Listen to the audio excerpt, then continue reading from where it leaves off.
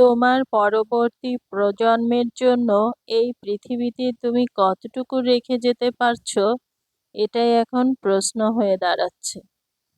আমাদের বয়সী যারা আমরা আছি, আমার বাবা বলতেন এর পরে যে জেনারেশনটা আসবে তারা নীতি নৈতিকতার দিক থেকে কতটুকু এগোতে পারবে, সেটা কিন্তু প্রশ্ন রয়েই যায়।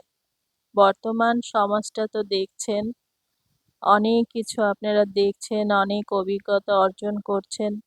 আমি খুব ছোট্ট একটা মানুষ, বয়সের দিক থেকে নয়, বুদ্ধির দিক থেকে খুব ছোট সাধারণ একটা মানুষ।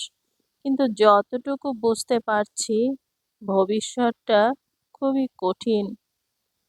যাই হোক, আজকে ছুটির দিন, আর ছুটির দিনে আমার বেলকনিতে যে গাছগুলো আছে তাদের একটু যত্ন করছি। এটা আমার একটা অভ্যাস, শখ। আমি যতই অসুস্থ থাকি না কেন, আমার এই গাছপালাদের সাথে সময় কাটাতে আমার খুব ভালো লাগে।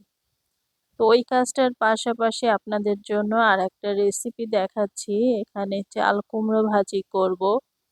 তো চাল কুমড়ো ভাজি করার ক্ষেত্রে যে ব্যাপারটা আর কি বোঝাতে চাচ্ছি, যে আমরা যে গ্রেটার দিয়ে এখন কুচি করার কাজটা করি, সেইটা করলে কিন্তু চাল কুমড়ো ভাজি মজা হয় না।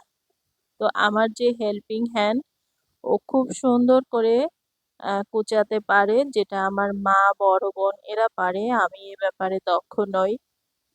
তো নতুন এই হেল্পিং হ্যান্ড আমার কাছে এসছে, আমার অনেক ভিডিওতে তানিয়া নামে শুনেছেন। ও খুব ভালো একটা মেয়ে, অনেক দক্ষ কাজে। তো ও আমাকে আমার সেই মায়ের মতন করে একদম কুচি কুচি করে চাল কুমড়োটাকে কুচিয়ে দিল। তো আমি ভাজি করে নিচ্ছি। তো এখানে ডিম দিয়ে ভাজি করছি আজকে। বাসায় অনেক ব্যস্ত, একটু কাজ চলছে কারেন্টের। তো সেই জন্য ডিম দেওয়াটা দেখাতে পারিনি। আর বাকি উপকরণ তো আপনারা দেখেছেন, তেল, হলুদ, পেঁয়াজ, সাধারণ যে উপকরণ সেগুলোই। কিন্তু পার্থক্য যেটা, সেটা হচ্ছে ওই যে বললাম, হাতে কুচিয়ে যদি আপনি এই ভাজিটা করেন, এটা খেতে অনেক মজা লাগে আর একদম ঝরঝরে হবে। দেখেন এই যে কতটুকু হয়ে গেল, অনেকটা দেখিয়েছি না?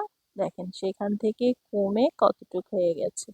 এবং অল্প জালে ভাজতে ভাজতে একদম লাল একটা কালার হয়ে আসবে।